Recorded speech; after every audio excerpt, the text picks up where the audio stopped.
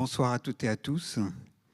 Alors, bienvenue pour cette première conférence de notre cycle 2021 du goût de l'avenir. Donc, une conférence qui est intitulée ce soir « Être citoyen du monde, quel récit collectif pour un monde post-carbone ». Alors, je me présente, je suis Xavier Noël, responsable du pôle culture scientifique et technique du Conservatoire national des arts et métiers Pays de la Loire. Alors, une première conférence d'un cycle qui a pour thème cette année la citoyenneté à l'heure de l'Anthropocène. Alors un mot tout d'abord sur ce thème d'Anthropocène qui n'est pas forcément familier pour tout le monde. Donc c'est un terme qui a été théorisé pour la première fois par Paul-Joseph Crutzen, prix Nobel de chimie en 1995. Et donc l'Anthropocène signifie étymologiquement l'âge de l'homme. Ce serait une nouvelle ère géologique succédant à l'Holocène, dans laquelle l'humain est devenu l'acteur central, à même d'orienter la destinée du milieu global dans lequel il vit. Autrement dit, l'activité humaine devient prédominante dans cette ère sur l'évolution de l'écosystème terrestre devant tous les autres facteurs naturels prédominants jusque-là. Alors, on peut dire que le terme devient de plus en plus utilisé, fréquent, étudié. Il y a une collection qui porte le nom d'Anthropocène, qui existe aux éditions du Seuil. Ça a été créé en 2013 par Christophe Bonneuil, d'ailleurs que nous avions fait intervenir dans notre cycle de conférences. Et donc, afin d'interroger les enjeux écologiques globaux, sur l'avenir de la planète avec des scientifiques, des chercheurs, des humanités environnementales, comme on dit, et puis bien sûr des acteurs des alternatives socio-écologiques. Donc en fait, il s'agit de penser, d'étudier ensemble ce nouvel âge. Alors la notion suscite encore des discussions, elle n'est pas tout à fait adoptée par la communauté scientifique, mais les choses avancent puisque ça fait l'objet d'un gros dictionnaire critique de l'Anthropocène qui a été édité par le CNRS. Alors en fin de rencontre, eh bien, vous aurez une présentation de quelques ouvrages. Alors quant au goût de l'avenir, cela fait référence au livre de Jean-Claude Guilbault, qui est parrain de ce cycle, qui existe depuis 8 ans, et qui soulignait dès 2006 notre difficulté, je le cite, à penser les mutations dont nous sommes les témoins inquiets. Alors, au travers de ces conférences, le lieu unique et le CNAM s'associent pour des temps d'analyse, de mise en débat sur des sujets d'actualité, des sujets de société, avec la mise à disposition d'éclairages nous aidant à forger nos représentations et puis aussi, bien sûr, à nous positionner face à des enjeux de société. Alors, pour débuter la réflexion sur l'Anthropocène, eh bien, nous vous proposons cette rencontre avec Virginie Resson-Victor autour de grandes questions comme quels sont les grands enjeux de la transition écologique, quelle vision et quelle responsabilité cela engage, quels obstacles et quels leviers pour agir à chaque niveau de la société et fabriquer le futur. Il y aura tout un ensemble de questions à partir de ça qui vont être déroulées autour de la soirée. Alors Virginie Resson-Victor dirige le laboratoire d'études prospectives et d'analyse cartographique, donc le LEPAC. Elle est co-initiatrice de la Convention 21 et présidente du GIEC Pays de la Loire. Et donc vraiment, nous vous remercions chaleureusement d'avoir accepté notre invitation pour cette rencontre. Alors sur la scène du lieu unique, il y a Patrice Landré, qui est responsable de développement au pôle culture scientifique et technique, et qui sera en quelque sorte en mode conversation avec Virginie Resson.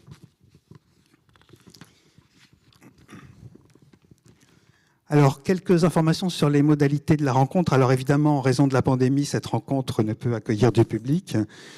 Toutefois, vous pourrez poser vos questions tout au long de ce temps d'échange à l'adresse legoûtdelavenir@cnam-paysdelaloire.fr, donc l'adresse qui est affichée, qui est en fond d'écran. Et puis bien sûr, je pourrai transmettre vos questions en fin d'échange. Alors, je voudrais remercier l'équipe du lieu unique, bien sûr l'équipe technique, d'avoir préparé cette modalité qui permet de maintenir une activité. Et puis, bien sûr, Isabelle Schmitt, qui est chargée de la programmation des débats de société, qui suit ces activités. Et puis, bien sûr, je remercie pour leur soutien le Conseil régional des Pays de la Loire et la ville de Nantes, qui, depuis longtemps, nous apportent le soutien financier pour préparer des conférences, des ateliers, des rencontres de ce type-là. Voilà, donc cette conférence est retransmise sur la chaîne YouTube du Lieu Unique. Elle sera ensuite, évidemment, encore à disposition en replay. Et puis, elle sera disponible sur le site du CNAM Pays de la Loire. Un mot encore, un questionnaire vous sera adressé pour les personnes qui se sont inscrites via Eventbrite, pour aussi connaître vos attentes sur de prochains thèmes de conférence. Et puis enfin, il y a une bibliographie sélective qui est préparée par nos collègues de la médiathèque, puisqu'il y a une médiathèque qui a pour but d'accompagner les élèves et les enseignants au CNAM. Et donc, nous mettons toujours à disposition une bibliographie sélective qui peut-être s'enrichira au cours de la soirée. Voilà. Eh bien, Patrice, on y va pour les questions. La première question. Merci Xavier. Bonsoir Virginie Resson. Alors, depuis un an, le monde est entré dans une crise sans précédent. Que nous apprend-elle de nouveau sur l'état du monde et de nos sociétés ? Alors, c'est une question extrêmement vaste. Il y aurait bien des choses à dire. Je vais peut-être en sélectionner quelques-unes, peut-être plus liées au sujet qui nous concerne ce soir. La première, si on pense à il y a juste un an, si on m'avait dit, il y a un an, que nous allions passer une année masqués, confinés, travaillant à distance, si on m'avait évoqué le mot distanciation sociale, si on m'avait dit que les frontières européennes seraient fermées, les frontières des autres pays aussi, nous aurions tous été incrédules. Tout ça en quelques semaines, c'était tout à fait improbable, impossible. Ce qui veut dire aussi que ça ne veut pas dire que ça n'avait pas été envisagé, prédit, au sens, il y a un certain nombre de prospectivistes qui avaient envisagé ce scénario-là. Ce scénario faisait partie des scénarios possibles. Pour autant, personne n'y a accordé de crédit. Et c'est ça qui est un premier enseignement, c'est que peut-être qu'on pourrait être plus vigilant désormais aux scénarios qui nous paraissent moins probables et scénarios de rupture, puisqu'on n'est pas, une fois de plus, ce n'est pas un signe noir, c'est un scénario qui faisait converger un certain nombre de tendances. Et simplement, ce qu'on ne pouvait pas maîtriser, c'était ni la date, ni finalement l'agressivité du virus. Voilà. Mais pour le reste, tout était à peu près en place. Et simplement, on n'y a pas cru, on ne s'est pas préparé, on n'était pas préparé. Donc le premier enseignement, c'est attention, le pire n'est pas exclu, le pire n'est pas certain, mais le pire n'est pas exclu, et personne n'est épargné. Ça aussi, deuxième leçon. On a pour habitude de penser que les catastrophes, elles se passent de l'autre côté du monde, plutôt dans les pays pauvres, plutôt au sud de la planète. Et puis voilà que nous sommes rattrapés, nous Européens en particulier, puisque l'Europe fait partie d'un des cœurs de la pandémie et partie des régions les plus touchées, et très durement touchées. Ce qui m'amène est très durement touché parce que ça nous a rappelé que nous ne maîtrisons pas tout. L'homme ne maîtrise pas l'ensemble de la biosphère, de la planète, du vivant. Parce que le vivant, au-delà de l'homme, le vivant, ça veut dire l'environnement, les différentes espèces, eh bien, le vivant est sujet, il n'est pas objet de l'homme. Et ça fait très longtemps que l'homme croit qu'il peut maîtriser l'ensemble du vivant. Et là, le vivant est venu nous rappeler très violemment qu'il est un sujet et qu'il est plus fort que nos technologies, que nos systèmes, que nos sociétés, que nos organisations, que nos modèles économiques. Et par conséquent, ça, je trouve que c'est une énorme leçon, un énorme apprentissage qui devrait nous apporter beaucoup d'humilité et nous apprendre aussi à être un peu plus vigilants, un peu plus attentifs à tous les signaux faibles, et de moins en moins faibles d'ailleurs, que le vivant, que nos écosystèmes, et quand je parle aux écosystèmes, je ne pense pas qu'aux écosystèmes naturels, je pense aux écosystèmes humains aussi, que nos écosystèmes donc, nous envoient sur l'état de des équilibres planétaires et qu'il nous faut peut-être rétablir ou préserver. Et puis, le troisième enseignement, et justement, il est lié à un terme que je viens d'utiliser, c'est le mot système.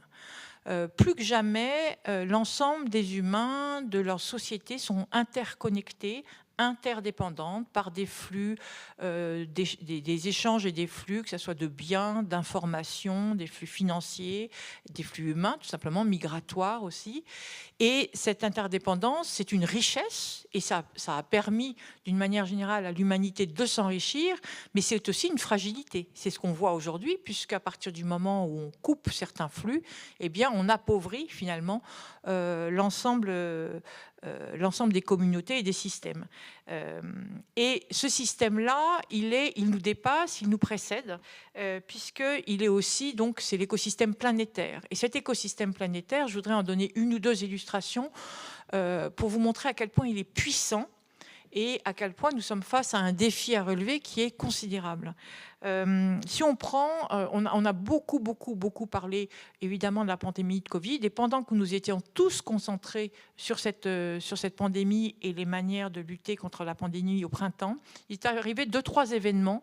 Alors certains d'entre vous certainement les auront repérés, mais pas forcément le plus grand nombre, des événements critiques, enfin des dates critiques. Le premier, c'est que nous avons dépassé pour la première fois, enfin il y a eu deux journées où la température équivalente à 35 degrés humides a été dépassée sur la planète, un seuil que le GIEC imaginait pour la fin du XXIe siècle. Donc on a juste à peu près 80 ans d'avance. Et ce seuil de 35 degrés humides, qui n'évoque pas grand-chose, c'est un seuil en fait d'un équilibre entre température et humidité, comme le nom le. Alors c'est pas forcément 35, hein, c'est une relation, un équilibre humidité-température.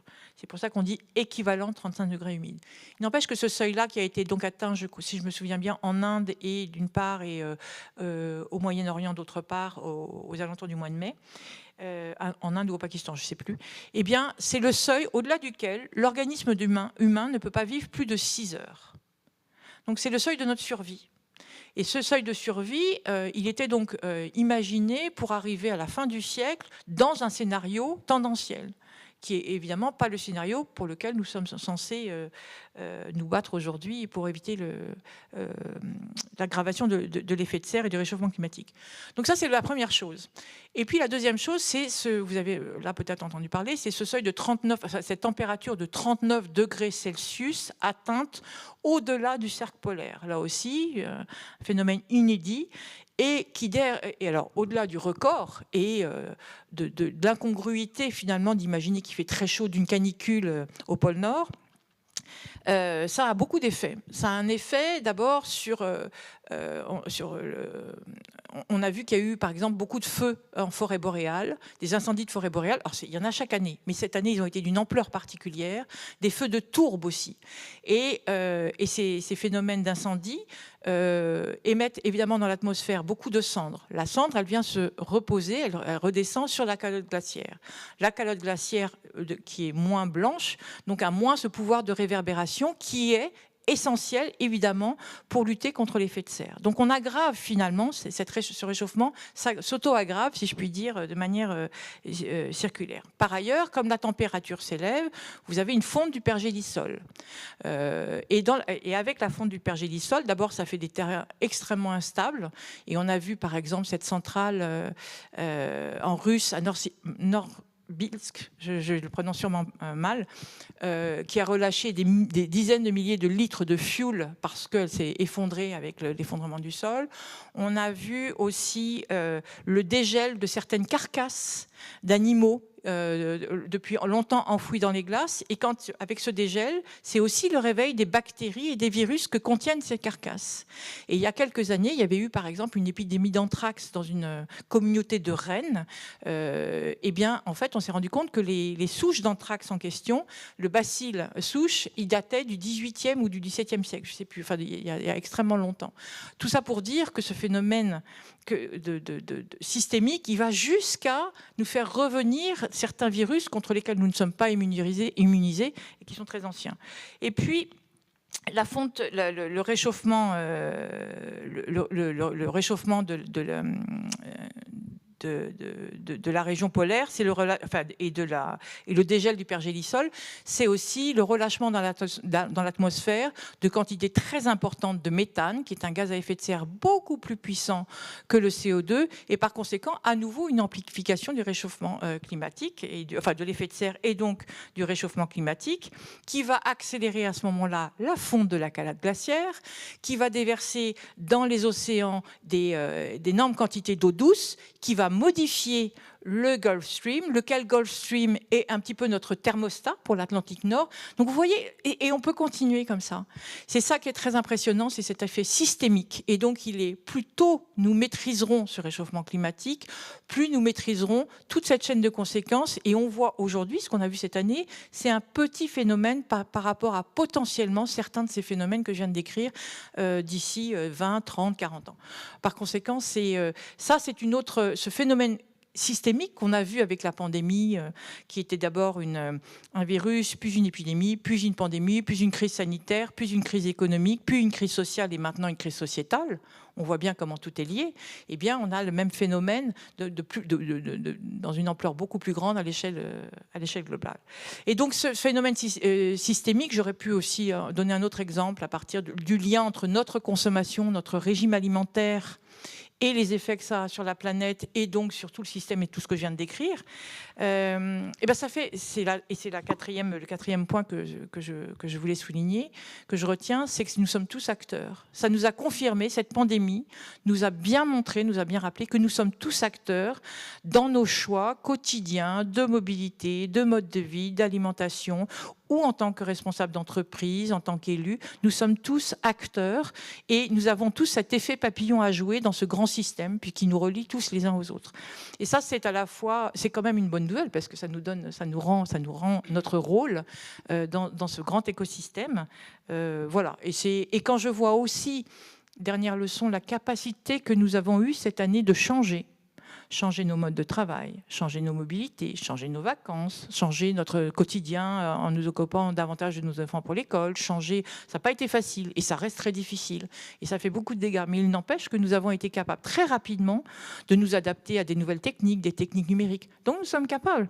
Nous sommes capables de changer, nous sommes tous acteurs, nous sommes tous puissants parce que nous sommes dans un grand système.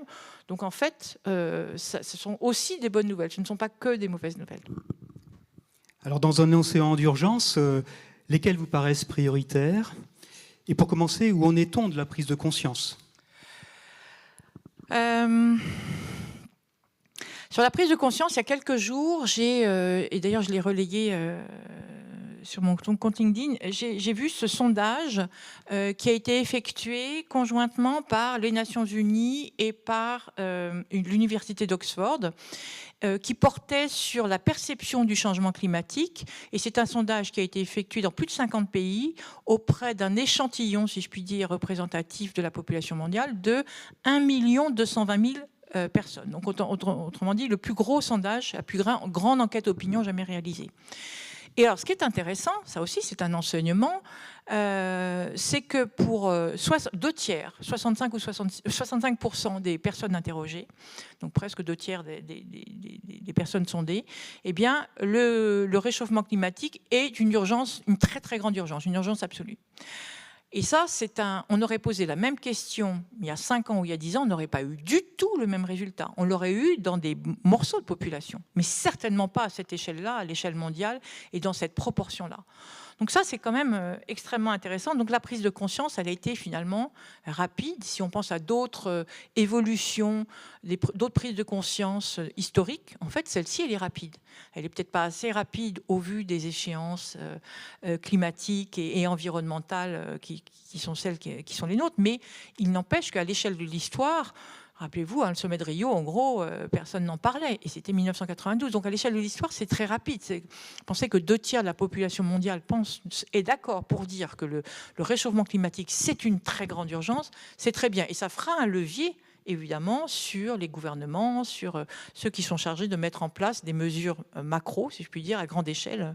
Voilà. Donc, ça donne une première idée du niveau de prise de conscience. Maintenant, ce n'est pas parce qu'on est conscient, qu'on dit que c'est le réchauffement climatique, c'est une urgence, qu'on est prêt soi-même à agir et qu'on a pris toute la mesure de la gravité du phénomène, de sa rapidité et de son ampleur.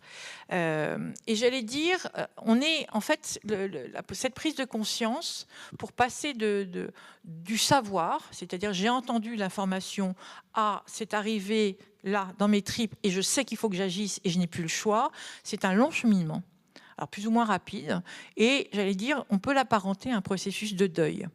Le deuil, vous savez, il y a d'abord l'état de choc. La personne, l'événement est arrivé, on est en état de choc et on ne sait pas ce qui se passe. Et puis après, très rapidement, il y a le déni. C'est tellement énorme ce qu'on vient de nous dire, ce qu'on vient d'apprendre, ou le décès de quelqu'un, c'est tellement énorme qu'on ne peut pas l'absorber. Donc on le met de côté. Il y a ce qu'on appelle le déni. Puis il y a une troisième phase où là, on commence à prendre conscience et on se rend compte qu'on va définitivement vivre avec cette nouveauté, en l'occurrence le décès, ou là, pour le coup, le monde d'avant, si on peut reprendre une terminologie courante, et qu'on va devoir vivre avec, qu'on ne pourra plus vivre comme avant. Ça, c'est extrêmement dur et ça provoque ce qu'on appelle la phase de dépression. Et puis, il y a cette quatrième phase qui est la phase de marchandage. C'est-à-dire que, bon, on a bien conscience qu'il va falloir changer, qu'il va falloir faire autre chose, qu'il va falloir vivre sans l'autre, la personne disparue, par exemple. Mais quand même, on aimerait bien gagner du temps. Et donc, on essaye c'est ce qu'on appelle la phase de marchandage. C'est-à-dire qu'on essaye de négocier quand même quelque chose d'intermédiaire, jusqu'au moment où finalement, on arrive, on est mûr, on est capable de passer de rebondir, c'est-à-dire d'accepter cette nouvelle situation et d'en faire quelque chose de positif et de reconstruire. Et ça, c'est la phase d'acceptation et de reconstruction. Et collectivement, j'aurais du mal à dire où on en est collectivement. On est entre le choc, le déni et la dépression, j'allais dire. Et puis, vous avez un certain nombre de personnes, de personnalités, de dirigeants, etc., qui sont déjà à la phase, soit du marchandage, beaucoup aujourd'hui sont à la phase du marchandage, et puis la phase de reconstruction, pas encore assez. Mais quand collectivement nous serons arrivés à cette phase de reconstruction, ça ira bien et on sera dans cet après, ce sera un après positif. Mais pour l'instant, la difficulté, c'est que vous avez des gens qui sont encore à l'état de choc, d'autres à l'état de déni, d'autres, et on le voit bien chez les dirigeants, entre Trump ou Bolsonaro qui disent mais non, ça n'existe pas, ils sont dans le déni, c'est-à-dire que le choc il est passé, je crois que le choc tout le monde l'a eu, mais le déni, ils sont encore dans le déni, là où vous avez l'Union européenne qui est déjà dans la reconstruction et dans la relance européenne grâce à la reconstruction environnementale quasiment, Green Deal. Et donc, on voit bien que, pour l'instant, ce qui est compliqué, c'est qu'on n'est pas tous au même stade. Et que ça rend l'action difficile, puisque mettre en place des mesures, si tout le monde n'adhère pas, c'est très difficile de créer un mouvement collectif et donc impactant, etc. Donc voilà, je pense qu'il y a à la fois une prise de conscience grande en termes de savoir, maintenant, en termes dans le processus de cette prise de conscience et là, pour nous mener jusqu'à l'action, là, je pense qu'il y a encore un peu de chemin à faire. Donc il y a une question de sens et de récit finalement dans tout ça. Comment produire des récits positifs qui soient mobilisateurs, qui soient en même temps réalistes et qui respectent aussi le cadre des limites planétaires et de la nécessaire répartition des ressources? Vous avez raison sur le début de votre question, sur le sens et le récit. C'est-à-dire que la phase de reconstruction, ça veut dire que c'est le moment où on retrouve du sens. Quand on perd quelque chose, on perd le récit. On était dans une histoire, l'histoire s'interrompt. Et donc là, on perd le récit. Et c'est un peu ce qu'on vit aujourd'hui.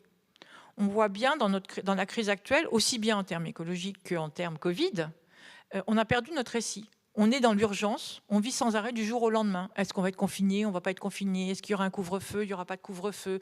Est-ce qu'il y aura une canicule ou pas? Combien de temps va durer la canicule? Est-ce que c'est des inondations?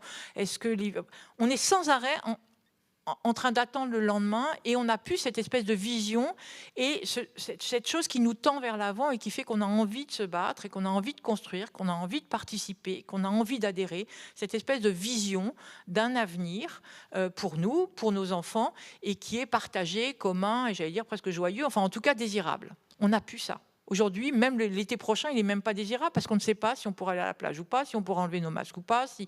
Donc il n'y a plus cet état de désir. Et quand il n'y a plus ce récit-là, cette vision-là, le sens, il est très difficile à trouver. Il est très difficile. Et ce n'est pas par hasard qu'aujourd'hui, on voit, j'allais dire, le succès de la collapsologie. Pour moi, il est à renvoyer directement avec cette perte de sens, cette perte de vision. Il faut un ordre, il faut une histoire à suivre, à lire.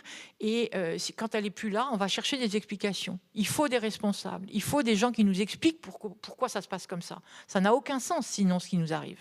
Ça n'a aucun sens. La mort n'a aucun sens. Le Covid, la pandémie n'a aucun sens.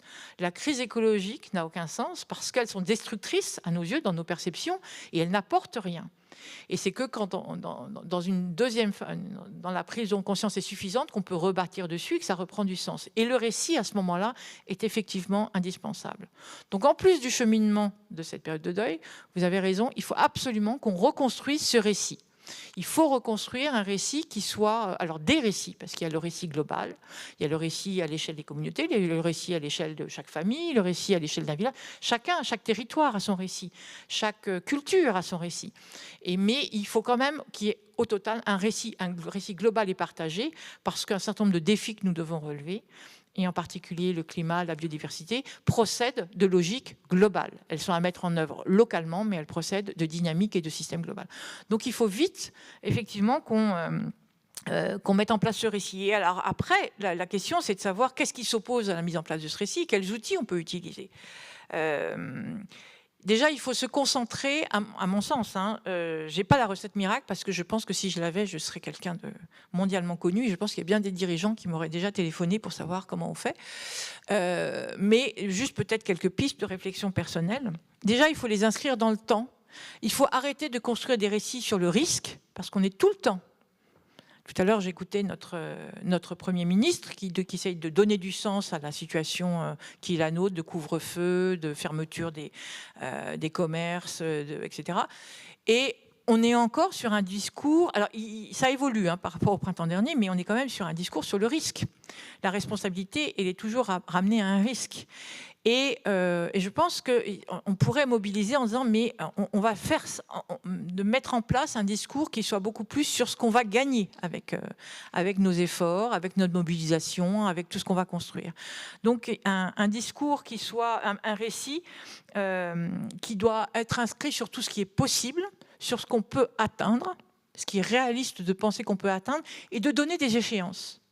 Parce que dire le but du jeu, c'est d'éviter que la planète, que le climat se réchauffe de plus de 2 degrés à la fin du siècle, mais c'est ni vous ni moi ne serons là, même mes enfants, je n'en sais rien. C'est trop loin, c'est pas perceptible. En plus, je ne peux pas vérifier que mon action à moi, elle contribue vraiment à ça, etc. Donc, dans le récit, il faut que chacun retrouve sa part. Ça me paraît essentiel de vraiment redonner une temporalité et un rôle à chacun.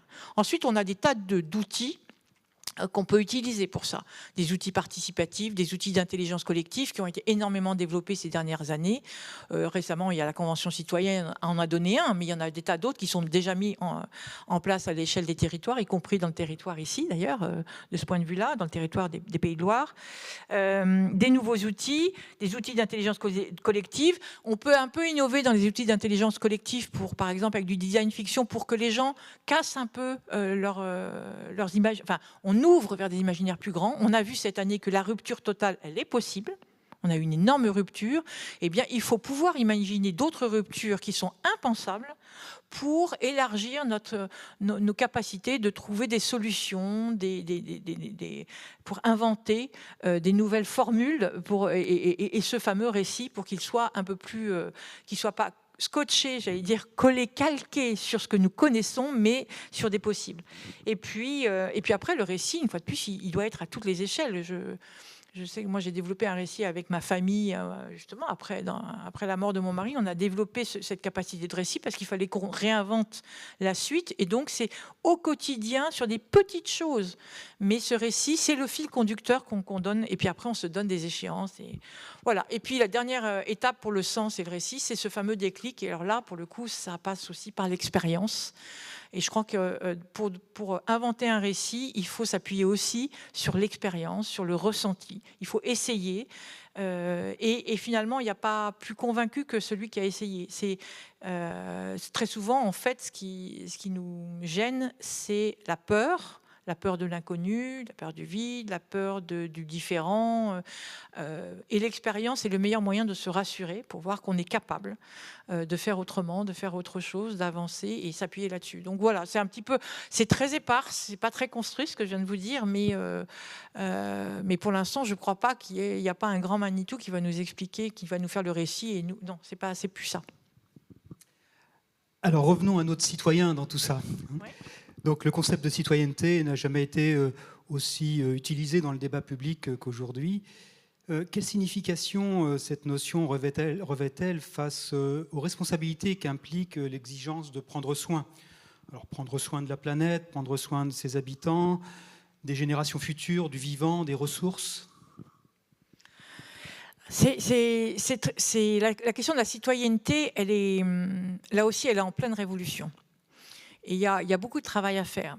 Si on repense, moi j'aime bien repartir, je suis historienne, ma première formation était une formation d'histoire, et j'aime bien repartir d'un peu loin pour aller vers le futur. La citoyenneté, elle fait référence à un cadre historique, elle a été presque inventée, j'allais dire, dans un cadre historique particulier, et où les référents étaient assez simples. C'est-à-dire qu'on vivait, il y avait plusieurs échelles. La première échelle, c'est l'échelle familiale. On avait une identité familiale. Ensuite, souvent, on avait une identité villageoise ou paroissiale.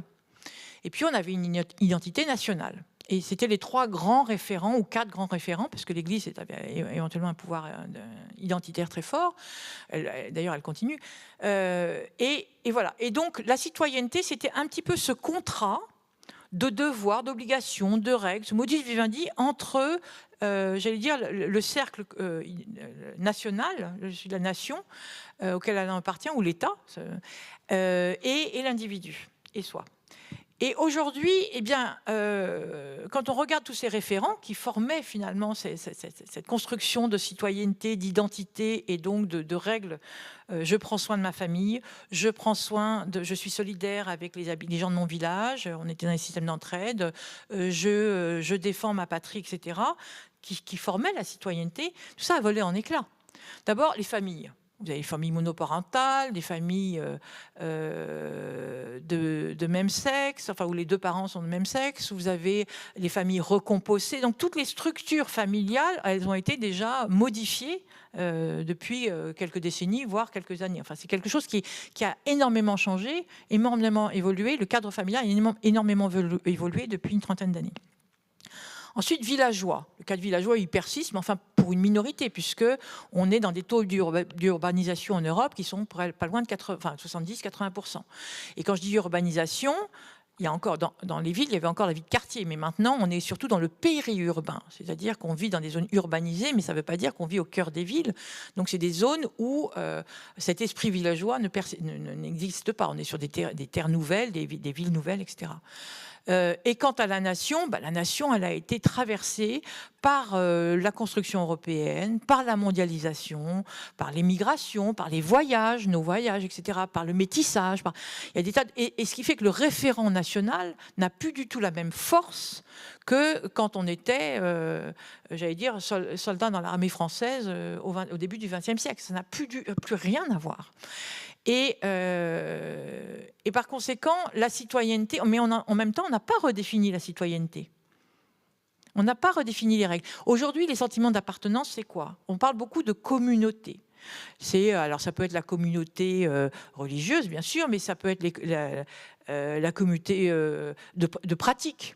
Vous avez les pratiques alimentaires, par exemple la communauté des véganes, la communauté LGBT, la communauté, ça peut être une communauté de quartier, c'est une communauté dans la façon de s'habiller aussi, les gothiques ou je ne sais pas quoi. Ça peut être, il y a les cyclistes, il y a un sentiment de les pères divorcés. Enfin, on a des sentiments, les jeunes ont beaucoup développé à travers les réseaux sociaux. Vous avez des formations de communauté.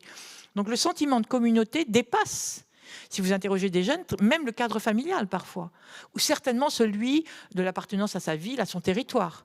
La communauté est plus importante que l'appartenance au territoire. Donc c'est compliqué ce chevauchement de différentes appartenances. Et il faudrait presque finalement réinventer cette citoyenneté à l'aune, en prenant en compte ce niveau d'appartenance qui fait que j'ai envie de prendre soin de l'autre. J'ai envie de prendre soin des membres de ma communauté. Et pour prendre soin d'eux, il faut que je fasse attention à eux, que je respecte, etc. Et il faudrait presque arriver à caler, enfin, à repenser une matrice de citoyenneté en intégrant le fait que nous faisons tous partie aussi d'une même communauté, qui est une communauté planétaire. Et donc, c'est là où il faut répartir finalement tous ces attributs de la citoyenneté à toutes les échelles et à toutes les appartenances. C'est un gros travail, mais c'est un travail, à mon sens, extrêmement important, puisqu'une fois de plus, le délitement, j'allais dire, de certains de tous les référents que j'ai évoqués, c'est aussi ce qui porte après la recherche d'explications simples, de visions simples, un peu binaires, pour se rassurer, parce qu'on n'a plus les cadres référents habituels et on n'est pas forcément embarqué dans un fonctionnement un peu régulé, j'allais dire, de ces nouvelles appartenances. Et donc, c'est très déroutant et ça, évidemment, ça ouvre la voie vers toute forme d'extrémisme, de ismes divers et variés, parce que ceux-là vont donner des récits et du sens à ce qui n'en a plus, parce qu'on est un peu perdu. Donc, la citoyenneté, pour moi, elle est essentielle, mais il faut la repenser aux échelles mondiales, européennes, nationales, mais aussi communautaires, pour qu'elle ait du sens, pour qu'elle retrouve du sens et qu'elle mobilise finalement chacun d'entre nous. Je ne sais pas si c'est clair, mais... Si, justement, vous nous parlez de communauté planétaire parmi d'autres possibles. Oui. Et justement, alors que les crises écologiques et planétaires appellent des réponses globales, de nouveaux récits prospectifs, vous nous en avez parlé, on assiste en fait à un resserrement de nos champs de conscience sur le local, sur le domestique, sans doute sous l'effet de la pandémie que nous connaissons. Mais n'y a-t-il pas une tendance au repli territorial au moment où nous avons besoin d'une mondialisée des enjeux écologiques et sociétaux ? L'observation est évidemment très juste et c'est très compliqué. C'est doublement compliqué. D'abord, c'est compliqué parce que donner le sentiment d'appartenance mondiale, il y a des gens absolument fabuleux qui y ont pensé, je pense à Edgar Morin par exemple, enfin bon. Et le développer, moi ça fait partie de mes fantasmes, même d'enfant. Et un ressenti très fort d'enfant. Et d'où il vient, je ne sais pas. Et comment surtout on le transmet, ce ressenti, j'aimerais bien, parce que j'aimerais bien le transmettre à mes enfants. Comment est-ce qu'on fait pour transmettre ce sentiment que nous sommes membre d'une communauté planétaire qui seule peut agir sur son destin, et le destin est planétaire. C'est-à-dire que si on n'agit pas tous, effectivement, on lutte pas tous contre le recul de la biodiversité ou le réchauffement climatique, des choses comme ça, on ne pourra pas influencer sur le sort de tous. Donc ça, je ne sais pas, mais sauf à construire des récits, toujours pareil. Et il y a des récits mondiaux, les récits religieux sont d'une certaine manière des formes de récits universaux et qui ont bien fonctionné. Donc il doit quand même être possible de fabriquer donc des récits universels centrés sur cette planète que nous partageons et qui passent sans doute par aussi le sensoriel, l'émotion. Et ça me semble extrêmement important. Donc ça, c'est pour le global, et il faut continuer. Et ce qui est terrible, c'est que cette espèce d'élan, comme vous le dites très justement, vers le local, il faut acheter local, il faut penser local, il faut agir local, territoire, c'est un mot qu'on entend beaucoup, et tant mieux de revaloriser les territoires et l'appartenance au territoire, c'est une très bonne dynamique, mais si elle n'est pas exclusive. Le problème, c'est l'exclusion, c'est qu'on a eu un excès de mondialisation, jusqu'à une perte d'identité, de repères, etc. Et maintenant, on a un peu l'impression d'un effet de bascule et où on devient sur le tout local, et qui n'a pas plus de sens que le tout global. Ça n'a pas plus de sens, puisque au niveau... déjà, si on pense à tout ce que nous consommons chaque jour, tout ce dont il faudrait se passer si on passait... Il n'y a plus de bananes, il n'y a plus de mangue, il n'y a plus d'oranges, il y a quand même beaucoup de choses que nous utilisons au quotidien qui ne sont pas locales. L'énergie, il y a plein de territoires qui sont dépendants d'autres pour l'énergie. Donc on est sur du régional ou du extra-régional. La logique européenne, ça a été précisément aussi de mutualiser finalement certaines dynamiques, pas forcément toujours pour le meilleur, mais ça a aussi permis un co-développement extrêmement intéressant. Et le co-développement, il ne peut se passer que si on dépasse simplement le maillon le plus petit. Parce que le local, en plus, ça veut dire quoi le local? C'est le local du village, c'est le local de la ville, c'est le local d'un département, d'une région. La notion de local, elle varie. Est-ce que c'est le bassin de vie? C'est un bassin géographique? Ça veut rien dire, le local. En termes environnementaux, c'est l'écosystème. Il ne coïncide pas du tout avec celui du département, qui lui-même ne coïncide pas du tout avec les courants marins ou les vents, etc. Donc, ça n'a pas de. La notion de local, elle a un sens politique d'une certaine manière. C'est comme on scande. Enfin, c'est un mot d'ordre, mais ça n'a pas de réalité plus écologique que ça, sauf dans nos modes de vie. Donc le local, je pense que, et c'est là où il faut distinguer les choses, l'idée du local, c'est peut-être de réduire notre appétit pour les voyages de l'autre côté de la planète qui sont extrêmement prédateurs en termes de consommateurs d'énergie fossile et prédateurs d'un point de vue écologique global. C'est être plus local dans nos approvisionnements, c'est-à-dire s'habituer à manger des fruits de saison, par exemple, et qui n'ait pas traversé 2 fois, qui n'ait pas fait le tour du monde en bateau ou en avion, parce que là aussi, ça n'a aucun sens, et au contraire, c'est prédateur. Donc peut-être que cette logique locale-là, elle est intéressante.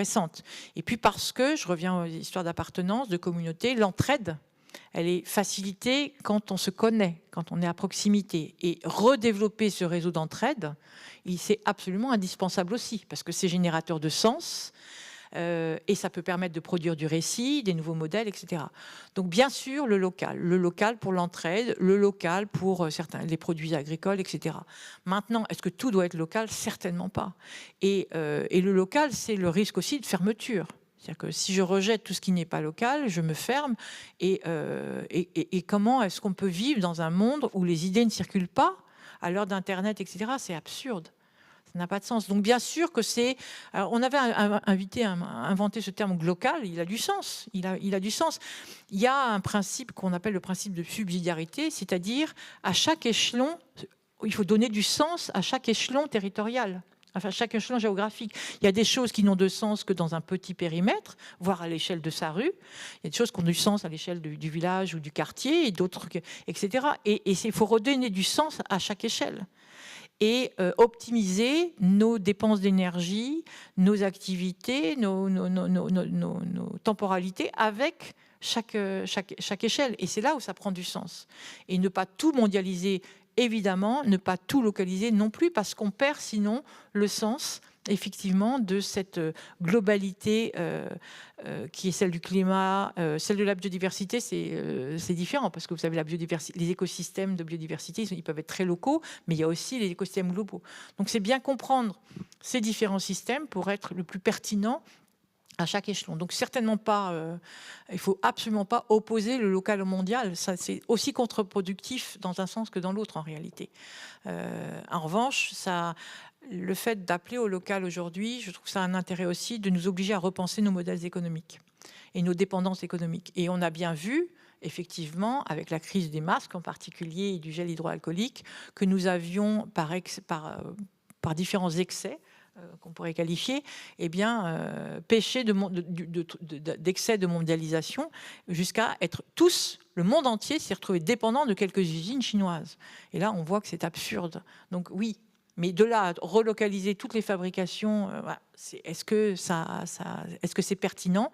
Et sans compter aussi, quand même, qu'il y a un problème de solidarité aussi avec des pays dont nous avons besoin de ressources qui ne sont pas situées, surtout en Europe. Il faut rappeler aussi qu'en Europe, on est extrêmement dépendant des ressources, des matières premières qui sont situées sur d'autres continents, puisque nous sommes particulièrement dépourvus en ressources minérales, par exemple, en métaux rares, etc. Donc, dire le local et en même temps importer une grande partie de ce dont a besoin de notre industrie, je trouve qu'il y a déjà un espèce de il y a un paradoxe. Mais par ailleurs, au-delà de ça, j'ai perdu le fil de ma pensée. Oui,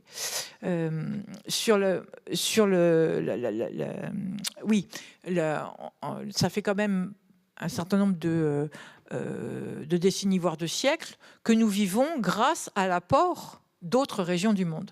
matières premières, mais aussi culture. On s'enrichit énormément de ces échanges. L'Europe en particulier. L'Europe a été colonisatrice, il ne faut pas oublier. Elle entretient aujourd'hui des relations avec tous les pays du monde et elle en dépend. Elle en dépend très fortement.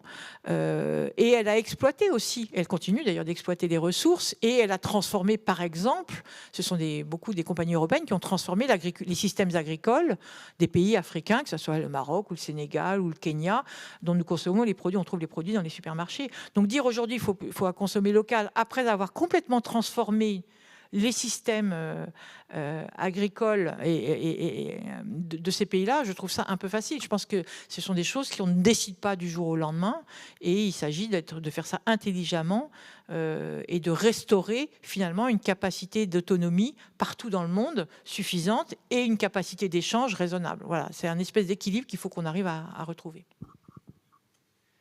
Bien, merci. Je vais me tourner désormais vers Xavier pour voir si nous avons des questions du public. Alors, pour l'instant, pas de questions, mais ceci dit, alors moi j'en ai deux qui me taraudent depuis tout à l'heure.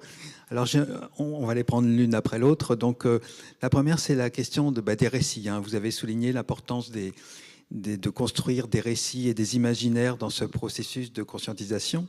Mais ceci dit, finalement, comment ça se passe? Est-ce que vraiment on a toutes les possibilités, tous les moyens de produire ces récits? C'est-à-dire que est-ce qu'on a le temps? Est-ce qu'on a les lieux nécessaires pour produire ces récits, faire les nouveaux imaginaires? Et puis, c'est bien beau de produire des récits, mais il faut les mettre en dialogue. Et justement, comment on les met en dialogue entre communautés? Ça se discute, ça se met en débat. Enfin, voilà, parce qu'en fait, on voit que dans l'histoire, il y a des récits dominants. Et puis, alors maintenant, il y a peut-être un récit écologique qui est en train, peu à peu, d'émerger, un grand récit collectif écologique. Mais finalement, comment tous ces récits vont prendre de la place? En fait, est-ce qu'on a une société qui permet ça? Enfin voilà, donc ça c'est la première question. C'est comment on arrive à finalement favoriser la production et l'existence et la mise en débat des récits qui nous permettent de développer nos imaginaires. La question n'est pas facile. Et la deuxième question? Alors on peut commencer par la deuxième question. Alors la deuxième question, c'est sur celle des indicateurs, parce que finalement, dans votre activité, vous évidemment maniez beaucoup d'indicateurs qui vous aident qui vous permettent de faire votre activité en matière de prospective. Et donc on sait bien que les indicateurs sont des freins considérables, peuvent être des freins considérables justement à de nouveaux récits, puisqu'en fait ce sont des indicateurs qui parlent de croissance, d'exploitation de ressources, etc. Donc ça veut dire que est-ce que qu'est-ce qu'on a à disposition d'abord comme indicateurs qui nous permettent de sortir un peu de ces limitations? Et puis, peut-être des imaginaires peuvent-ils aussi nous aider à trouver de nouveaux indicateurs? Voilà.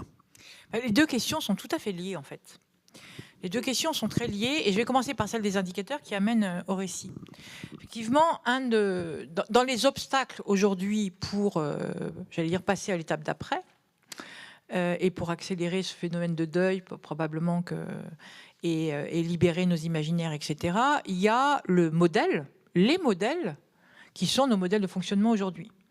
Les modèles, et en particulier le modèle économique, puisque on est dans un modèle moins idéologique, comme au XXe siècle. Au XXe siècle, on a développé des modèles idéologiques très forts. Aujourd'hui, on est clairement dans un système, on vit dans un modèle économique. Et on est en train de voir qu'on a atteint les limites de ce modèle-là et qu'il faut passer à un autre modèle, et qui n'a pas encore de nom. Là, il s'appelle pas modèle, je ne pense pas qu'il s'appellera modèle écologique, mais en tout cas, il n'a pas encore son nom. Mais il est clairement en train de mûrir, ou en tout cas, on voit bien qu'on est à la fin du modèle précédent. Et le modèle précédent, qui est donc un modèle économique, qu'est-ce qu'il raconte? C'était une belle histoire, c'était un beau récit. Le récit, il consistait à dire que chaque fois qu'on gagnait un peu plus d'argent, on augmentait ses revenus, on pouvait consommer plus. Et si on peut consommer plus, ça veut dire qu'on va produire plus. Il va falloir produire plus. Donc on va créer des emplois. Donc des emplois supplémentaires, ça veut dire des revenus supplémentaires. Et donc de la consommation supplémentaire, et ainsi de suite. On était dans un cercle vertueux, qui est notre modèle de croissance, qui est mesuré par le PIB, et qui était une très belle histoire, et une tellement belle histoire qu'elle a permis à plus d'1 milliard de personnes de sortir de la pauvreté en l'espace de 25 ans, d'un quart de siècle, ce qui est historiquement inédit. Elle a permis à plus de la moitié de la population mondiale de ne plus vivre dans l'extrême pauvreté, ce qui a toujours été le cas dans l'histoire humaine. Donc c'était quand même un très beau récit. C'est le récit qui est, en gros, qui a émergé dans les années 80 finalement, et c'est le modèle économique qui s'est imposé. Mais c'était une belle histoire parce que c'était aussi derrière le contrat social d'un certain nombre de pays qui disaient, écoutez, nous on assure la stabilité, enfin, en échange de la stabilité, nous, on vous assure la prospérité. Et vous allez voir, vous allez découvrir tous les plaisirs du voyage, de la consommation, de l'éducation, du soin, tout ce dont nous goûtons depuis très longtemps. Mais en gros, le plaisir d'accéder aux classes moyennes qui a été celui de millions de Chinois, d'Indiens, de Brésiliens, enfin, quand je dis de millions, de centaines de millions de Chinois, d'Indiens, de Brésiliens, Sud-Africains, etc., Thaïlandais, enfin, dans tous les pays émergents. Et de fait, quand on va dans ces pays, ils sont. Vous posez la question sur à un Chinois, etc. Il ne s'agit pas de revenir en arrière. C'est une belle histoire. Le parcours en une génération, le parcours en termes d'éducation, d'accès aux soins, à l'éducation, au voyage, aux loisirs, par rapport à il y a 50 ans en Chine, mais c'est absolument incroyable. C'est incroyable de penser qu'en si peu de temps, on ait pu transformer, le modèle en question ait pu transformer la vie de ces gens qui avaient tout juste de quoi penser jusqu'au lendemain. Il faut quand même se rappeler ça en tête. Le problème, c'est que ce modèle-là, ce récit-là, il a atteint ses limites, et pour une raison très simple, c'est la finitude de la planète. Alors je reprends mon raisonnement. Toute augmentation de revenus est convertie en consommation supplémentaire, donc en production supplémentaire, sauf que jusque-là, la production, elle ne s'appuie que sur la transformation des ressources, et donc aussi l'émission de déchets. Et donc, à chaque fois qu'on augmente les revenus et la consommation, on augmente la production, et donc la prédation des ressources. Et le système pourrait être infini, il était vertueux, en théorie, il pourrait fonctionner de manière infinie si les ressources étaient infinies. Le seul problème, c'est que nos ressources ne sont pas infinies et que la capacité de la planète d'absorber les déchets et les effets secondaires de cette transformation des ressources est limitée. Et donc, on arrive au point où ça dérègle finalement, on épuise les ressources et on dérègle, cette incapacité de la planète d'absorber tout ça, dérègle les écosystèmes globaux et se retourne contre nous. Donc c'est là où on est. Et donc on arrive à l'épuisement du modèle qui est aussi la fin de ce récit. Et là, ce qu'on est en train de dire, et c'est aussi ça la crise sociétale, c'est que ce merveilleux modèle qui vous a permis de goûter aux joies de la consommation, au plaisir des vacances, etc., eh bien ça ne peut pas être durable. Sauf qu'on n'a pas encore le modèle d'après. Alors si, on en a, hein, on commence à avoir des pistes du modèle d'après. Mais pour l'instant, le récit ne s'est pas opéré. On n'a pas cette espèce de grand récit global, de modèle global qui nous dit maintenant, on va procéder autrement et vous allez voir, c'est aussi bien. C'est différent, mais c'est tout aussi bien. Alors ce récit-là, il existe. C'est celui de l'économie circulaire, c'est celui de certaines communautés, c'est l'économie de fonctionnalité. Mais curieusement, il n'arrive pas encore à prendre de l'ampleur parce que, et on revient sur ce qu'on disait plus tôt dans la soirée, c'est parce qu'il se heurte à un certain nombre d'obstacles multiples qui sont, ça va revenir aussi sur ce que vous disiez sur le problème d'indicateurs, il se heurte encore à des obstacles qui font frein pour passer d'un modèle à l'autre. Et par exemple, on n'a pas de mesure, d'indicateurs de ce que produit en plus, en mieux, en valeur ajoutée, l'économie circulaire, l'économie de fonctionnalité. Ça apporte des choses, mais ça n'apporte pas la même chose que notre ancien modèle. Et on ne sait pas encore le mesurer, on ne sait pas encore le calculer. Et donc, tant qu'on ne peut pas prouver que finalement c'est bénéfique pour tous, ça apporte de la valeur à l'intérêt, enfin, ça sert l'intérêt général, ça apporte de l'intérêt à tous, on est très embêté. Et donc, on se raccroche aux seuls indicateurs qu'on connaît, qui sont le PIB et la croissance, le taux de croissance, et qui sont des mesures de notre prédation. C'est en même temps des mesures de l'augmentation de la production de revenus, de richesses, mais comme dans ce modèle-là, les richesses sont converties en prédation et en pollution, on voit bien que c'est complètement pervers comme système. Et donc, c'est là où on a une panne de récit. Il faut vite qu'on ait ce récit d'un nouveau modèle, et ça procède aussi d'un nouveau modèle économique. Alors, une fois de plus, il y a des recherches recherches qui sont menées, il y a des gens qui le vivent à des petites échelles, mais on a clairement encore il y a encore du travail à faire pour arriver à modéliser tout ça à des échelles plus globales et voir aussi dans quelle mesure c'est compatible avec les ressources, puisqu'il y a aussi un problème d'échelle, de recul dans le temps. Donc ça, mais clairement, on a besoin de changer d'indicateur. Ce qui me ramène aussi au rendu de compte, parce que l'indicateur, c'est aussi ce qui permet aujourd'hui de demander à l'État et aux institutions de rendre des comptes. Prouvez-nous aujourd'hui qu'est-ce qu'on attend même d'un maire ou d'un élu d'une manière générale ou d'un chef d'État ou d'un gouvernement, c'est qu'ils produisent de l'emploi, qu'ils produisent de la richesse. On ne lui demande pas aujourd'hui d'économiser des ressources. On n'exige pas de lui, même si ça vient, ça progresse, on voit aux dernières élections, mais globalement, le rendu de compte, il se fait encore sur une capacité individuelle, j'allais dire, un niveau de vie individuel, un certain niveau de confort, etc. Et tout ça est très légitime. Je ne suis pas du tout en train de remettre ça en cause, c'est parfaitement légitime. Ce qui me pose question, c'est les voies pour y parvenir. Mais bien sûr que c'est légitime d'exiger la sécurité, de quoi manger, d'avoir un toit, etc., un emploi. Bon. Le problème, c'est que ce rendu, tant que le seul indicateur ne rend compte que d'une partie de la réalité et pas de ses impacts sur le moyen et le long terme, on peut pas changer. À partir du moment où on peut exiger et qu'on intègre dans le rendu de compte des choses qui sont, on va dire, extra-économiques, extra-financières. On parle d'ailleurs de comptabilité extra-financière, c'est-à-dire la prédation des ressources, l'impact environnemental, mais aussi social. Hein. Il y a aussi la dégradation, il faut penser, il y a tout le volet social et sociétal. D'ailleurs, on parle de responsabilité sociétale et environnementale. Donc, tant qu'on n'a pas cette espèce de vision globale et qu'on ne demande pas des comptes sur la globalité, on ne progressera pas. Mais ça progresse. Je pense que ça progresse vraiment. On est encore loin du compte, mais il y a quand même énormément de travail qui est fait au niveau, par exemple, pour classer les investissements, pour flécher les investissements vers des investissements qui soient plus responsables. Il y a des lois. Vous savez, en France, par exemple, il y a la loi sur l'économie circulaire qui a été adoptée l'année dernière. Il y a quand même des choses qui progressent et qui vont nous obliger à faire évoluer le rendu de compte. C'est-à-dire qu'on ne devra plus rendre de compte seulement sur le nombre d'emplois ou sur le niveau de salaire. On devra rendre des comptes aussi sur les moyens d'arriver à ce résultat-là.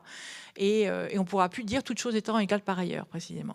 Donc ça va faire évoluer, malgré tout, le récit aussi, parce que le rendu de compte... Et il s'est passé quand même quelque chose d'extrêmement important, c'était hier, puisque avec la décision de justice rendue par le tribunal administratif de Paris de dire que l'État, finalement, est responsable de la trajectoire climatique, de tenir une trajectoire climatique, et que quand il n'a pas mis en œuvre tous les moyens nécessaires, eh bien, il est coupable par défaut. Ça, historiquement, c'est un nouveau rendu de compte, parce qu'on est en train de rendre... D'abord, on crée un préjudice, le préjudice climatique, ce qui n'existait pas vraiment, un précédent. Donc ça, c'est très important, puisque ça veut dire que d'autres personnes, d'autres victimes du préjudice climatique vont pouvoir aller en justice, peut-être, c'est pas encore, tout ça n'est pas finalisé, hein, mais ça ouvre cette voie-là. Donc ça va obliger évidemment tous ceux qui agissent, qui ont un levier là-dessus, d'être beaucoup plus responsables dans leur façon, dans leurs décisions. Et puis par ailleurs, c'est intéressant parce que le climat, c'est sur des effets à long terme. C'est-à-dire qu'on ne peut pas prouver, on le sait, mais on ne peut pas savoir aujourd'hui l'impact exact de la réduction, enfin des réductions des émissions de gaz à effet de serre à l'échelle de la France sur le long terme, sur le climat. C'est impossible, puisqu'on est sur quelque chose de systémique. Et pourtant, on demande de rendre des comptes à partir de ce calcul-là. Et ça, c'est nouveau.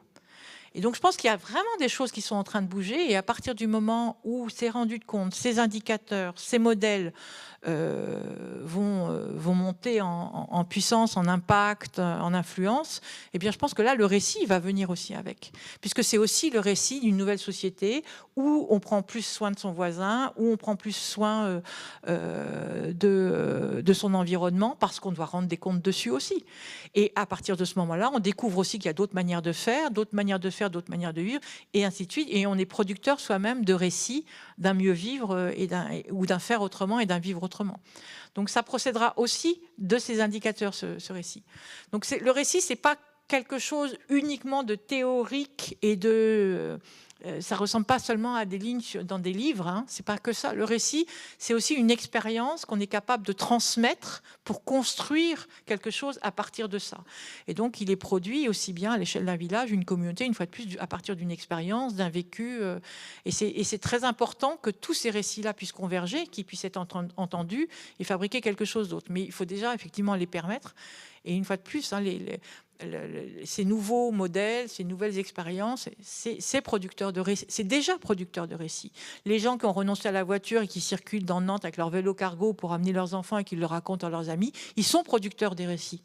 La personne qui s'est mise à produire dans son jardin ce qu'elle consomme, elle est productrice de récits parce qu'elle va le transmettre, elle va en parler.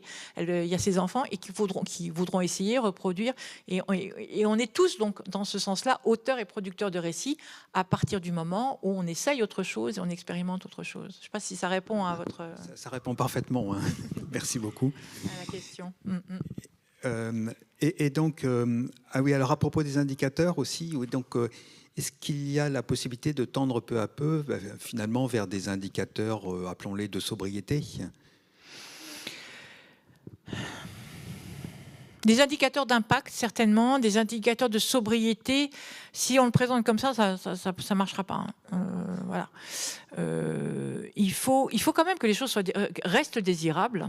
Et la sobriété, qui est quelque chose de vertueux, aujourd'hui, dans les perceptions, est associé à un renoncement.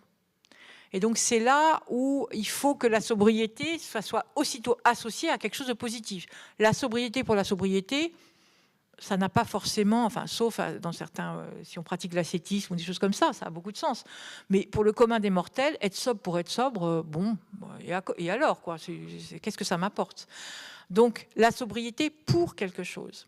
Et donc, c'est pour ça que moi, je prêcherais plus aujourd'hui dans la fabrication de récits et d'indicateurs sur ce qu'on va y gagner. Il faut mesurer une valeur ajoutée qui ne soit pas une valeur ajoutée comme celle qu'on entend dans le mot TVA, par exemple, mais qui soit une valeur de bien-être, une valeur de préservation, une valeur de bonheur ajouté, pour reprendre le terme de l'indicateur du Bhoutan, etc. Je pense qu'il y a des... alors, c'est compliqué de mesurer le bien-être, mais il y a des tas de choses qu'on mesure et qui paraissent complètement bizarres à mesurer. Donc, il y a sûrement des formes d'indicateurs. Le niveau le taux de suicide d'un pays, c'est un indicateur de mal-être, par exemple. Ce qui se passe aujourd'hui dans la jeunesse, c'est un indicateur de mal-être d'une société. Et donc, pour moi, ça veut dire qu'il faut mettre en place des mesures qui corrigent ça. Donc, on a quand même différents types d'indicateurs. Les indicateurs de santé mentale, par exemple. Les indicateurs probablement de violence, le niveau d'éducation, des choses comme ça, sont des indicateurs très forts de valeur ajoutée par un mode de vie, par un modèle économique. Donc, la redistribution, oui, c'est ça, le niveau d'éducation, le niveau scolaire, d'accès aux études, d'accès à la culture, tout ça, ce sont de très bons indicateurs de valeur ajoutée. Et ça serait très intéressant d'arriver à montrer qu'il y a des liens entre tout ça, et donc d'en fabriquer des indicateurs, et pas seulement sur la création de richesse, qui en plus est une richesse pensée matérielle, alors qu'on sait très bien qu'écouter un morceau de musique, ça crée beaucoup de... Vous savez, je vais vous donner... je vais complètement changer de registre, mais... Souvent, on me demande, mais comment vous faites, vous, à votre échelle, avec vos enfants, etc. Qu'est-ce que vous avez fait depuis que vous avez eu cette prise de conscience ? Et je vais vous donner un exemple que j'adore. C'est, je pense, c'était il y a 2-3 ans, j'ai dit à mes enfants, parce que leur chambre regorge de jouets, alors certes, ils sont tous éthiques en bois et tout ce qu'il faut, mais enfin bon, quand même, il y en a quand même beaucoup trop. Et il y a un moment où je me posais la question de qu'est-ce qu'on peut bien leur offrir, et on me demandait, t'as pas une idée de cadeau pour tes enfants ? Il y avait ça, et puis l'autre chose qui m'embêtait beaucoup, c'est que quand on est invité à l'anniversaire d'un petit copain, on est obligé d'offrir un cadeau, et si on arrive avec un truc acheté de deuxième main, c'était pas encore très bien perçu. Donc j'ai dit, comment est-ce qu'on passe ce stade du cadeau matériel qui nous enquiquine, qui fait qu'on récolte du plastique à chaque anniversaire, du truc bon marché, enfin bon, c'est... Et j'ai proposé aux enfants de leur dire, désormais, aux anniversaires, je vous offre un moment, mais on choisit ensemble de quel type c'est le moment. Donc la première, c'était ma fille. Elle m'a dit, ah ben moi, je rêve d'aller dans tel zoo et même de dormir ou de m'occuper des animaux. Et donc très bien, expérience super. On est allé alors tout près d'ici, il y en a un, hein, on peut dormir la nuit sous tente. Et donc on a fait. Mais inutile de vous dire que ça reste, qu'on en reparle et qu'il y a tout un récit qui est déjà fabriqué autour de ça, qui a donné envie au second. Alors lui, il a déjà choisi autre chose, puis au troisième. Et c'est formidable, c'est génial, parce que ça reste 3 fois plus que la poupée ou je sais pas quoi que j'aurais pu acheter. Et ça fabrique du récit parce que maintenant, mes enfants en parlent autour d'eux et donc ça fait tache d'huile, etc. Donc voilà. Et pour moi, c'est un truc très simple, très accessible et et ça crée ce que j'appelle donc de la valeur ajoutée. Cette valeur ajoutée de lien, d'expérience, de confiance, de capacité dans la façon de se projeter, de croire que voilà, tout n'est pas fini, quoi. Même si on va pas de l'autre côté de la planète. Voilà. Merci. Oui, j'aurais aimé aussi vous interroger, vous questionner sur la croissance verte. On a parlé des grands récits dominants et des récits alternatifs, mais bon, en même temps, je trouve que ce serait un peu dommage de ne pas rester sur cette forme de récit très personnel, finalement, pour clôturer cette rencontre, cet échange que nous avons eu la chance d'avoir avec vous ce soir. Est-ce que nous avons une ultime question, Xavier? Non, c'est bon. C'est terminé. Très bien. Eh bien, écoutez, donc, il nous reste à peut-être apporter une précision donc, sur la bibliographie qui a été préparée par les collègues du CNAM, qui sera donc disponible très bientôt. Très bientôt sur le site du CNAM, c'est ça, dans la rubrique Culture Savoir, oui. donc de la diffusion de la culture scientifique et technique à laquelle nous appartenons. Vous y trouverez quelques références. Donc évidemment, en tant qu'ouvrage de référence, on commence par citer 2038, Les futurs du monde de Virginie Resson, donc un magnifique atlas illustré extrêmement nourrissant et inspirant par rapport à toutes les réflexions que nous avons eues sur les trajectoires du monde. Et si je peux me permettre, un lien entre les indicateurs et l'imaginaire. Oui, absolument. Mais oui, absolument. Oui, vraiment. C'était voulu. Merci. Puisque nous avons parlé d'Anthropocène, évidemment, de manière inévitable, l'événement Anthropocène de Christophe Bonneuil et de Jean-Baptiste Fressoz, l'Atlas de l'Anthropocène. Super. Très bon atlas. Le dictionnaire critique de l'Anthropocène. Voilà, il y a de quoi faire. Donc, sur le site du CNAM, vous trouverez ces références. Il nous reste donc à vous remercier. Merci beaucoup, Virginie Resson, merci de m'avoir invité pour cet échange vraiment extrêmement passionnant. Merci à vous, les auditeurs et spectateurs qui nous avaient suivis derrière la chaîne YouTube du Lieu Unique.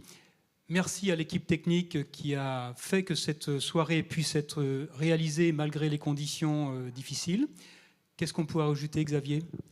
Eh bien, rendez-vous bientôt, donc au mois de mars, une autre rencontre, et puis on va continuer le programme d'exploration de la citoyenneté à l'heure de l'Anthropocène. Donc on est quand même au début de l'Anthropocène. C'est même pas sûr d'ailleurs, puisqu'on ne sait pas dater le début. D'accord. Donc suivez de près donc, la programmation, donc au mois de mars, la suite de ce nouveau cycle du goût de l'avenir. Donc à très bientôt. Merci. Au revoir. Au revoir.